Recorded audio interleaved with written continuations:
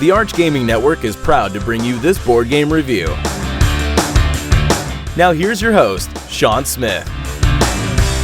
Hello, and thank you for stopping by. For this video, we are taking a look at the setup to the game Flashpoint, which was designed by Kevin Lansing and published by Indie Board and Cards. Now, for most of our reviews, we try to put the setup and the tutorial and the review all into one. But with this game, we thought it might be better to put them into more consumable chunks of time by breaking it up into 3 videos. So we have this one, which is going to cover a setup of the recruit level of Flashpoint, and then we will have another video for the tutorial on the game, and then there'll be one more as far as my thoughts and a kind of an overview of how the game is played. There will be links to those in the description, and if I can, I will try to put a link somewhere on this screen. So let's go ahead and jump in to how to set up a recruit level game of Flashpoint.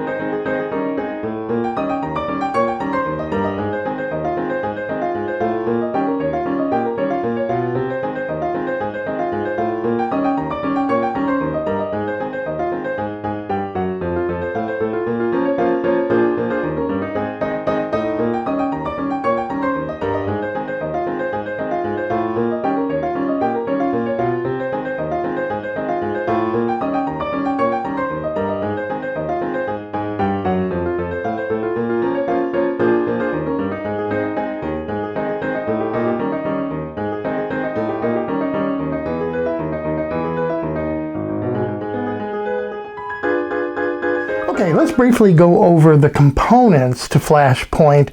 The first thing you have is the game board, and this is double-sided. On the other side, it is the same layout, but there are only 2 entrances into the building, so the other side of the board is a little bit harder to play.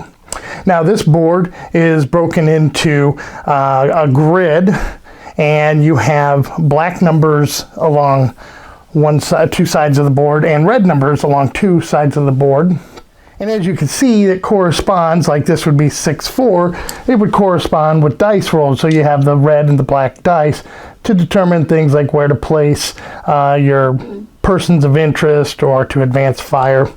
On the outside, you have orange and blue spots. That is for the ambulance and the fire engine. You'll get to place those into one of the spaces around the board. Each player is going to take a firefighter and then a corresponding color card. We're going to do 2 players, a red player and a green player. Next you have these victims. These are or persons of interest, and they range to people, animals, and some have nothing on the back of them. Those are called false alarms. These tokens here are your action points. If you don't spend all your action points in a turn, you can bank some, and you will take those tokens to signify how many that you have banked. Over here we have these little hotspot markers. These will get played into the home. These can never be extinguished. You have your fire tokens and smoke tokens. They're double-sided, and this is what you're going to be trying to fight during the game, either smoke or fire. You have these damage markers.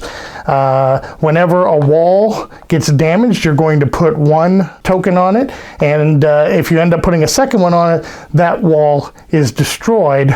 If you run out of these tokens, you've lost the game. Then you have 3 heal markers. These can help your victims get out of the building more easily. Over here you have hazardous material tokens. These are of course flammable and can cause explosions. You have cheat sheet cards that are double-sided. One side tells you what kind of actions you can take during your turn, and then the other side is the turn order. You have these door tokens, and these are double-sided as well. This is a closed door. This is an open door. And then finally you have your specialists. These are firefighters with special abilities, special powers, and you will get to pick one before the game. Okay, we are going to tackle the recruit difficulty level. Now, the game comes with a family level, or basically an easy level. It's still challenging, but it is easier and geared towards first-time players. Then there are 3 difficulty levels: recruit, veteran, and heroic. We're going to choose the easiest of those 3, and that is recruit. And we're going to set up for a 2-player game. Now, the first thing you're going to do is decide which side of the board you want to play, and then you're going to take these door tokens and you're going to place them on all of the inner doors, and these will be on the closed side. You don't need to put any on the outside. All right, so since we're going to play the recruit level, that means we're going to have 3 initial explosions, and we're going to place 3 of these hazmat tokens. The rest of the tokens can be returned to the box. Now, to determine where the explosions take place, the instructions tell us first we're going to roll the black die, and then using kind of a layout in the instructions, 8, which we rolled an 8 here, means that we will advance fire or have an explosion in 4, red 4, black 3. So the first thing we're going to do is we're going to place one of the fire tokens. We'll place it fire side up, and a hot spot in this area. Now we have to resolve an explosion. Now, whenever an explosion occurs, and we'll go over this in a little more depth later as well, fire will radiate in all 4 directions orthogonally. So you won't be going diagonally on these. So the first thing is to note that fire can't go through walls. Fire can't go through closed doors. So I can't put fire here because there's a wall here. So it gets a damage token. The fire can't go through here. So it also gets a damage token. And that is your first explosion. All right, for the second one, it tells us to take both dice, roll them. We're looking at 3 and 4.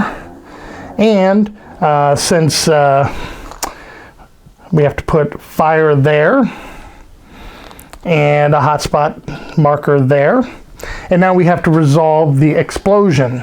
Okay, since we're having to do an explosion, remember the fire will explode in all 4 directions. So since this space is empty, we'll place fire here.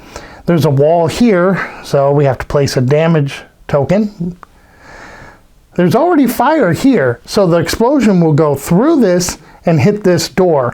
When that happens, if the door was open, the fire would go through just like that. But since the door is closed, what will happen is this door gets knocked off its hinges and taken out of play. Now it is considered an open door. The same thing will happen here. Fire will go through here and hit this door and knock it out of the game. All right, so now we are for the third explosion, we are to flip the black die over. So now that turns into a 7 and re-roll the red. And so now we will be at 7 and 3. So we will place a fire there, plus a hot spot. And then we have to resolve an explosion. There's a wall here, so we have to place a damage marker. Wall here, damage marker. Then we can place fire here and here. All right, now we're done with the explosions, and we move on to the hazmat. So you have these 3 hazardous materials. We are supposed to roll to see where they go. So they will go in 8, 1, All right, so 1 will go here. If there was fire here, you just re-roll. We have 6, 3, 6, 3. And then we have 6 and 1. All right, next we have to determine where our victims will be, our people of interest. And to do that, we will once again take the 3 dice. Now, before we do that, you have these pool of victims here. You are to take 2 victims out and 1 false alarm and just remove them from the game. Shuffle up the remaining, and then we're going to roll to see where they go. Without looking at the other side, we're going to place 1 at 5, 5. There is 5, 5. All right. 6, 5.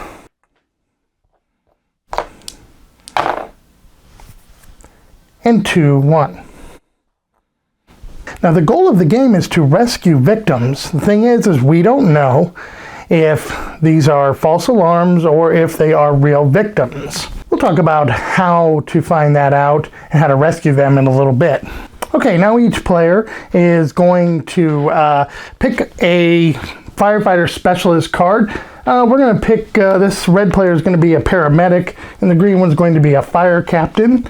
Just place them by there, and then they each have these cheat sheet cards. You're just going to put those by each one. Now at this point we would roll for additional hotspots, but since we're only playing 2 players and we're playing on the recruit level, we won't do that. But you normally then you would add some more, and then you might add some more to these yellow spots for later in the game.